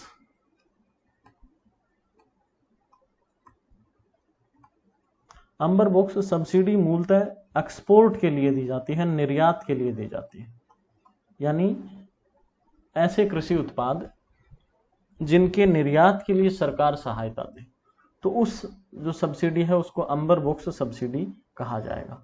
दूसरी सब्सिडी है ब्लू बॉक्स सब्सिडी। ये फर्टिलाइजर के लिए दी जाती है, उर्वरकों के लिए दी जाती है, जैसे नीम कोटेड यूरिया हुआ, उसमें जो सब्सिडी दी जा रही है। इस प्रकार की सब्सिडी को ब्लू बॉक्स सब्सिडी कहा जाता है। एक सब्सिडी होती है green box subsidy. Green box subsidy जो है इको फ्रेंडली कृषि करने के लिए, पर्यावरण मित्र कृषि करने के लिए दी जाती है। तो ये 3 प्रकार की सब्सिडियां होती हैं, और विकसित देश जो है तीनों ही प्रकार की सब्सिडियां देते हैं। यही कारण है कि हमारे किसान उनसे प्रतिस्पर्धा नहीं कर पाते हैं। हालांकि उन्होंने वादा किया था 2000 के दशक के अंतिम दौर में, 2010 से कुछ 2-3 साल पहले, 8 या 7 में, कि हम लोग जो है कम से कम एक्सपोर्ट वाली जो हमारी सब्सिडी है उसको खत्म कर देंगे बहुत जल्द। ठीक है, हमने आपको बताया था कि बहुत मुश्किल से 4-5% ऐसे लोग होते हैं विकसित देशों में जो कृषि की गतिविधियों में लगे होते हैं। बाकी ज़्यादातर प्रोडक्शन या सर्विस सेक्टर में है, उनका अपना किसी का बिजनेस होता है। बहुत कम आबादी है जो इस पर निर्भर है। भारत जैसे देश में जहाँ 60 से 70% लोग कृषि पर निर्भर हैं, वो हम लोग उनसे सब्सिडी अगर देना भी चाहें तो उस लेवल पर नहीं दे पाएंगे कि 100 में से 4 लोगों को आप सब्सिडी दे रहे हो, 100 में से 70 लोगों को, और पहले से ही हमारे पास वित्तीय संसाधनों की कमी है, तो समान लेवल पर हम जो है प्रतिस्पर्धा नहीं कर पाते हैं। इसलिए कहा भी जाता है कि वैश्वीकरण मूलतः अमेरिका द्वारा या विकसित देशों द्वारा अपनी एमएनसीज को बाजार देने का एक तरीका है। ये कोई विकासशील देशों के हित की कोई चीज नहीं है। फिर एक और मुद्दा जो उठाया गया, अब विकासशील देशों को साउथ भी कहा जाता है, ग्लोबल साउथ। ग्लोबल साउथ का कंसेप्ट भी हम देखेंगे। तो विकासशील देशों की मांग को हम साउथ की मांग कहकर भी पुकार सकते हैं। नॉर्थ साउथ का कंसेप्ट हमने आपको पिछले वीडियो में भी बताया था नॉर्थ का मतलब विकसित देश, इसको डायरेक्शन से ना लें। अब ऑस्ट्रेलिया भी नॉर्थ में आएगा क्योंकि वो विकसित है। अब भारत साउथ में आएगा।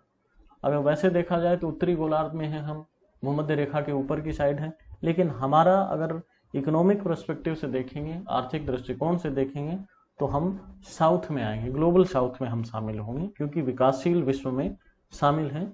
दो विकसित देशों के लिए ग्लोबल नॉर्थ और विकासशील देशों के लिए ग्लोबल साउथ शब्द का प्रयोग किया जाता है। तो साउथ की मांग एक और क्या है, सब्सिडी हटाने के अलावा, कि हम लोग जो है special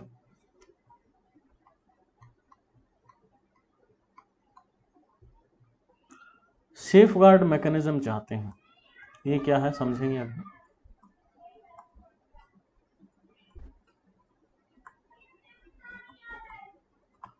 special safe guard mechanism का मतलब ये हुआ कि हम एक ऐसा तरीका जिसके जरिए हम अपने कृषि उत्पादों का संरक्षण कर सके।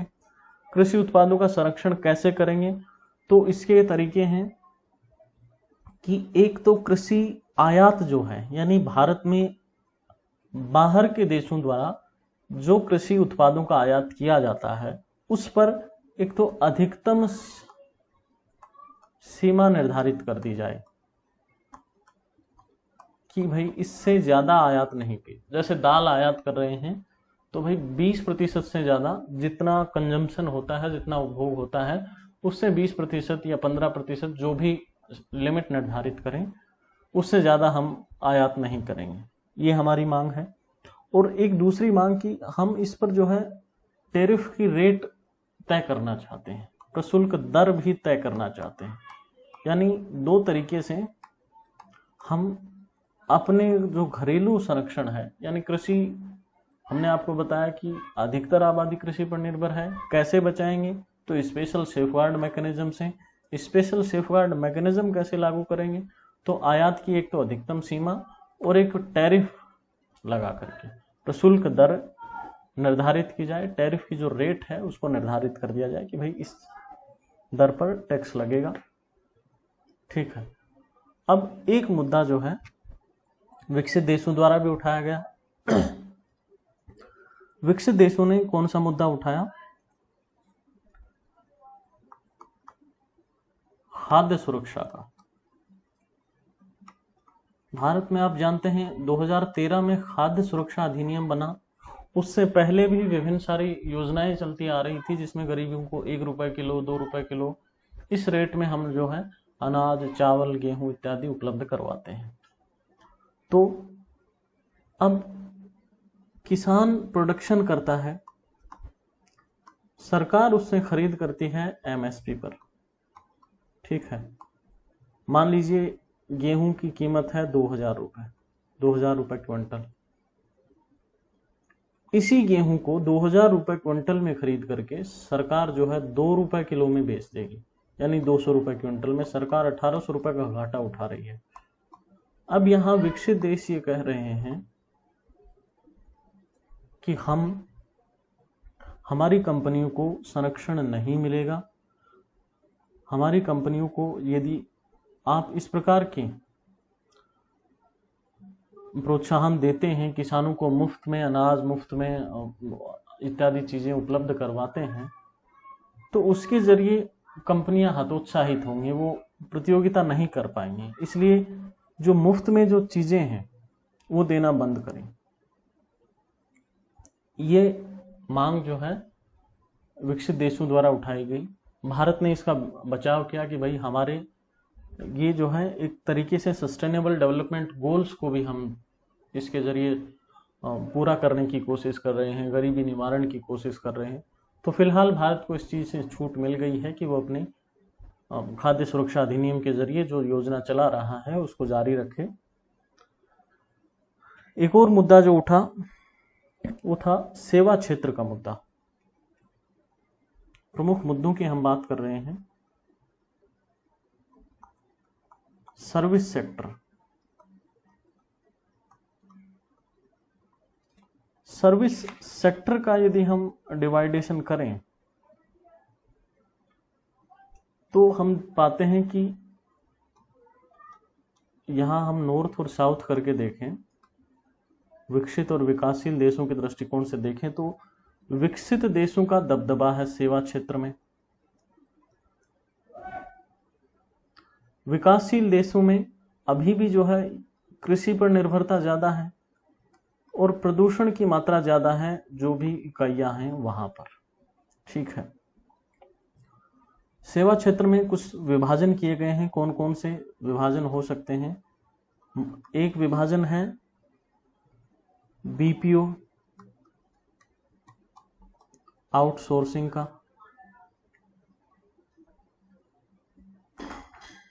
यहां हमें फायदा होता है, यानी भारत में लेबर कॉस्ट कम है, श्रम का जो मूल्य है वो कम है, इस वजह से हमें फायदा होता है। दूसरा डिवाइडेशन किया जाता है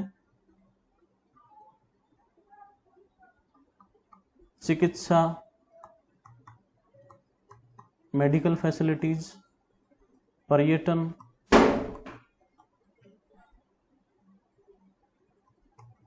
अध्ययन इत्यादि के जरिए जो है जिसको फायदा होता है वो है नॉर्थ।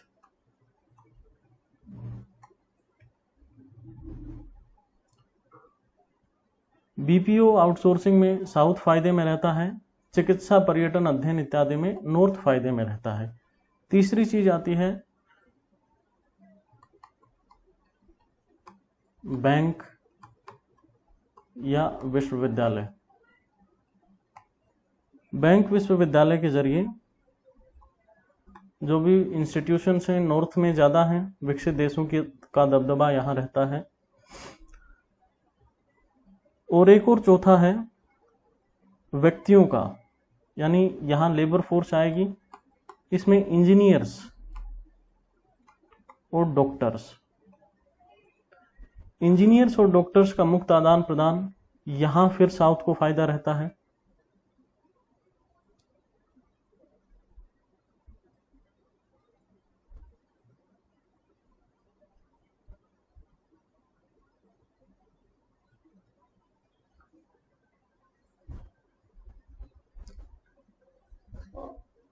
सर्विस सेक्टर का क्लासिफिकेशन देखने के बाद एक और अगला मुद्दा हम देखते हैं, वो है भेदभावकारी व्यवहार का मुद्दा, जो हमने पहले भी आपको बताया था, यानी भेदभावकारी व्यवहार।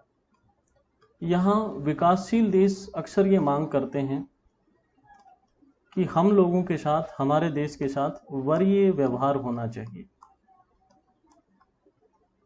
वरीय व्यवहार का मतलब हमारे व्यापार को ज़्यादा प्रोत्साहन दिया जाना चाहिए, क्योंकि हम शोषित रहे हैं उपनिवेशवादी काल से, इसलिए हमारे पास टेक्नोलॉजी कम है, रिसर्च फैसिलिटीज़ कम है, पैसे कम हैं, समान लेवल पे कंपटीशन हो, इसलिए हमारे व्यापार को ज़्यादा प्रोत्साहन किया जाना चाहिए। जबकि यहाँ विकसित देश क्या कहते हैं? विकसित देश वरीय व्यापार की बात मानते हैं, वरीय व्यवहार की बात मानते हैं, लेकिन वो कहते हैं कि पूरा जो साउथ है वो अंडर डेवलप्ड नहीं है। वो साउथ को दो भागों में बांटते हैं। दो भागों में एक कहते हैं कम विकासशील देश, ऐसे देश जहां विकास बहुत कम हुआ है। कम विकासशील और अधिक विकासशील। कम विकासशील देश लगभग 34 देश इसमें वो शामिल करते हैं, ऐसे देश जहां बहुत अधिक विकास नहीं हुआ है और विकास की प्रारंभिक अवस्था में ही है। दूसरी तरफ वो कहते हैं कि भारत, चीन, ब्राजील इत्यादि ऐसे देश हैं जो इनको हम जो है अविकसित नहीं मान सकते। यहाँ काफी अधिक जो है विकास हो चुका है और समस्याएं इनकी अपनी नीतियों की वजह से हैं। इसलिए जो फायदा सभी विकासशील देशों को मिलेगा वो भारत, चीन, ब्राजील जैसे देशों को नहीं मिल सकता, ऐसा इनका कंसर्न रहता है। ठीक है, यहाँ थोड़ा सा साउथ नॉर्थ का हमने जिक्र किया है कई बार, तो एक कंसेप्ट ग्लोबल साउथ का जो है आपको समझा देते हैं कि ग्लोबल साउथ क्या है।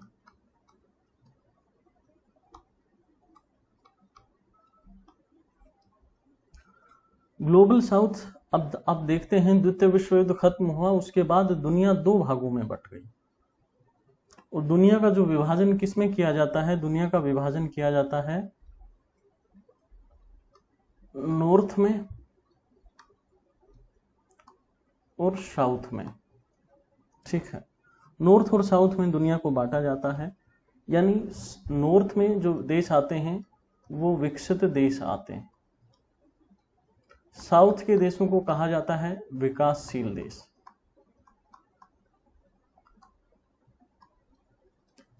यहां इस चीज को भी जो है बहुत से विद्वान इतना क्लियर कट डिवीजन नहीं मानते हैं। जैसे एक बात करें हम विटकोफ की,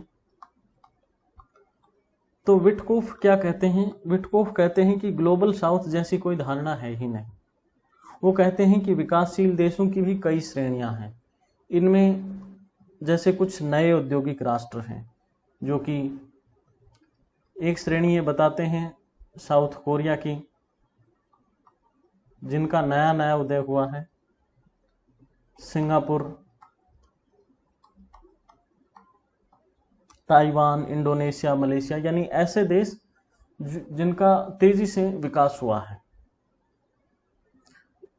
विटकोफ सभी देशों को एक जैसा मानने से इनकार कर रहे हैं और विकासशील देशों में भी वो विभाजन बता रहे हैं। कैसे बता रहे हैं? पहले हैं नए नए औद्योगिक राष्ट्र, जैसे south Korea, Singapore, Taiwan, Indonesia, Malaysia. दूसरा विभाजन करते हैं कि ऐसे देश जो तेल का निर्यात करते हैं, यानी तेल निर्यातक देश। तेल निर्यातक देश, तेल निर्यातक देश जो भी अरब राष्ट्र हैं वो सभी तेल का निर्यात करते हैं बड़ी मात्रा में। फिर कुछ अति पिछड़े राष्ट्र ये मानते हैं कि इनकी स्थिति सबसे खराब है, और अधिकतर अफ्रीकी राष्ट्र, लगभग 34 राष्ट्र इसमें आते हैं। इन राष्ट्रों को वो अति पिछड़ा मानते हैं। और एक और जिसको ये अपेक्षाकृत मजबूत स्थिति में मानते हैं, ब्रिक्स देश, यानी ब्राजील, रशिया, इंडिया, चाइना और साउथ अफ्रीका। ब्रिक्स देश, ब्रिक्स का जिम ओ नील ने सबसे पहले इस शब्द का इस्तेमाल किया था। तो विटकोफ इस 4 प्रकार का विभाजन करते हैं और कहते हैं कि ग्लोबल साउथ जैसी कोई चीज नहीं है, बल्कि विकासशील देशों की एक अपनी कैटेगरी है। ठीक है, और इस प्रकार का जो कठोर विभाजन है वो संभव नहीं है। अब हम देखते हैं कि वैश्विक शासन में जो दुनियावी संस्थाएं हैं उनमें दक्षिण की क्या भूमिका है या ग्लोबल साउथ की क्या भूमिका है। तो वैश्विक शासन की जो हमने वैश्विक संस्थाएं देखी हैं वो कौन कौन सी हैं? एक IMF है, IBRD या जिसे वर्ल्ड बैंक भी कहा जाता है, संयुक्त राष्ट्र संघ या सिक्योरिटी काउंसिल मुख्य रूप से इसमें आती है। एक WTO को हम रख सकते हैं। ठीक है, और कुछ पर्यावरणीय वार्ताएं भी आजकल होती हैं, तो पर्यावरणीय मुद्दों को भी हम इसमें रख सकते हैं। ये कुछ वैश्विक संगठन हैं। अब यहां देखें कि यहां साउथ की क्या भूमिका है। तो इंटरनेशनल मॉनेटरी फंड और वर्ल्ड बैंक पे जो है जिनका कब्जा है वो है G7। G7 में मूलतः विकसित राष्ट्र हैं, सबसे ज्यादा योगदान ये देते हैं IMF में। इसलिए IMF में चूंकि जिसका जितना योगदान है उसका उतना ही मत प्रतिशत है, तो मूलतः इनका कब्जा है। फिर यूनाइटेड नेशंस सिक्योरिटी काउंसिल में यदि देखें तो यहां भी जिनका प्रभुत्व है P5 का, या जिसका और प्रभुत्व है वो यूरो अटलांटिक जोन हम मान सकते हैं। USA, इंग्लैंड, फ्रांस, रशिया, ये सभी यूरो अटलांटिक जोन के जो देश हैं उन्हीं का मूलतः कब्जा है। एक अपवाद स्वरूप चाइना इसमें शामिल है, बाकी सभी यूरोपीय और अमेरिकी राष्ट्र ही हैं। WTO में कहा जाता है कि मत के आधार पर ये एक लोकतांत्रिक संगठन है, लेकिन वास्तविकता इसकी क्या है?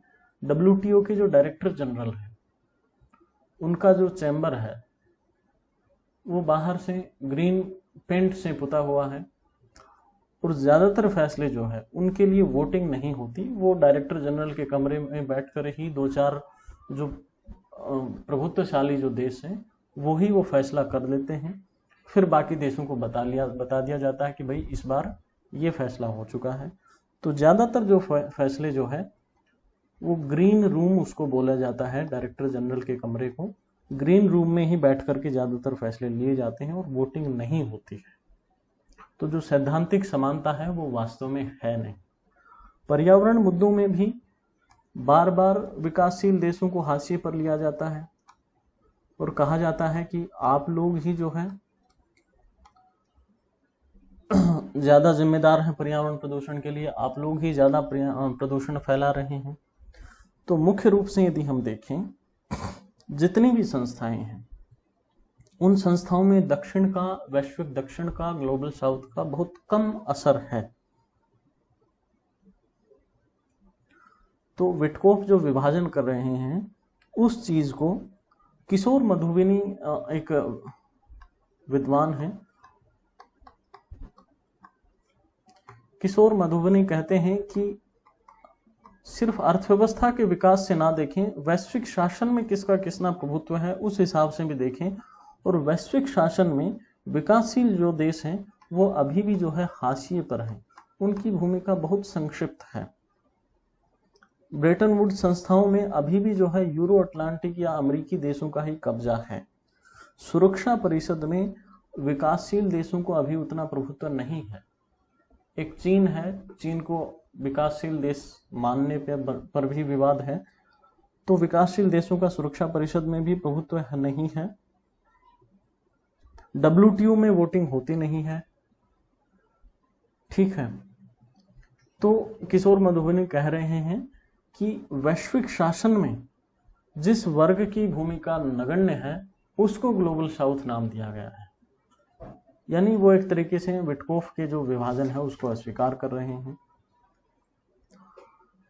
और पर्यावरणीय वार्ताओं में देखें तो पर्यावरणीय वार्ताओं में एक सहमति बनी थी पेरिस में, उससे जब से ट्रम्प साहब आए हैं तो उन्होंने कह दिया कि अमेरिका जो है वो अलग हो जाएगा। अमेरिका ने अपनी जिम्मेदारियों से पल्ला झाड़ लिया है। ये बहुत हद तक एक फेयर डील कही जा रही थी कि इसमें विकासशील देशों को तकनीकी सहायता, वित्तीय सहायता इत्यादि उपलब्ध कराई जाएगी, लेकिन ऐसा हो नहीं रहा है और अमेरिका इससे अलग हट गया है। पूरी डील ही जो है खतरे में है, ठीक है। तो ये WTO की स्थिति है, मुद्दे हैं। बार बार ये विवाद उठता है कि क्या WTO जो है खतरे में आ गया है। बहुत सारे चूंकि यहाँ विवाद हैं और कोई समाधान सही से हो नहीं पा रहा है, तो क्या WTO जो है एक लोकतांत्रिक मंच है? तो सीधी बात है, लोकतांत्रिक मंच तो नहीं है।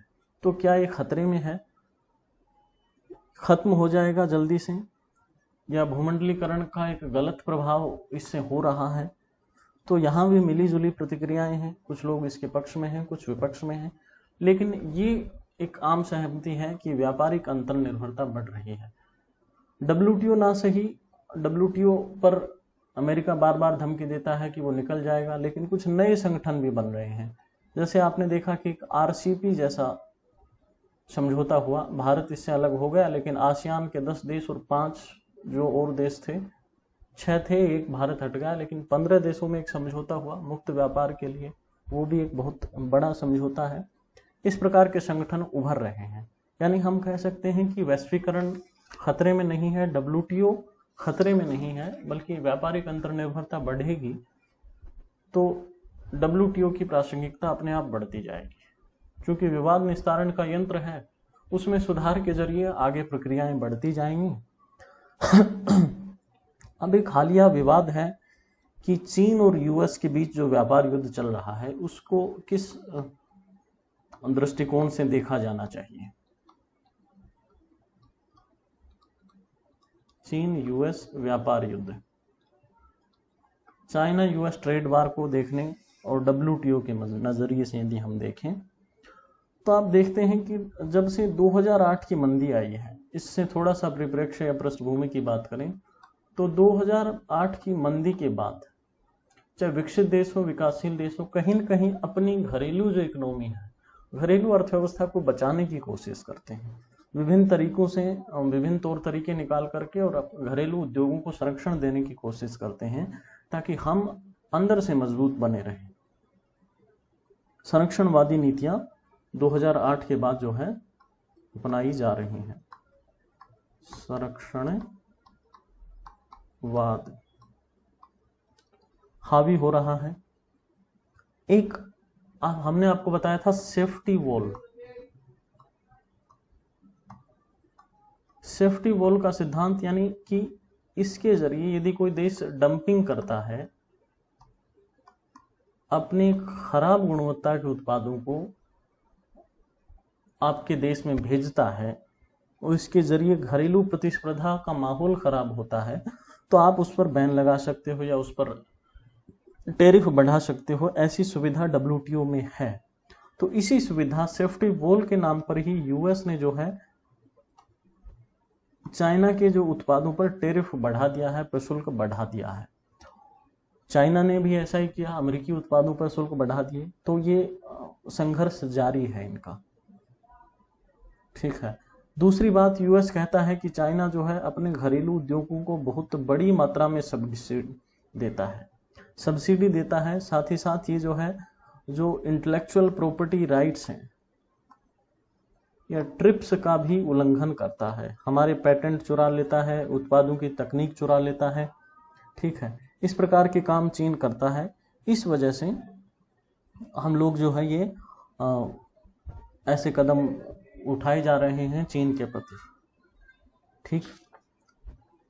तो ये पूरा विवाद है। अब यहाँ भूमिका ये आती है कि ये भी तो एक तरीके से WTO, हम तो कह रहे थे कि WTO की व्यवस्थाएं बाध्यकारी हैं, जबकि चीन और अमेरिका तो एक दूसरे पर शुल्क बढ़ाते जा रहे हैं और कहीं न कहीं ये WTO की नीतियों का उल्लंघन ही है। तो ये विवाद उठता है कि WTO क्यों नहीं रोक रहा है उनको।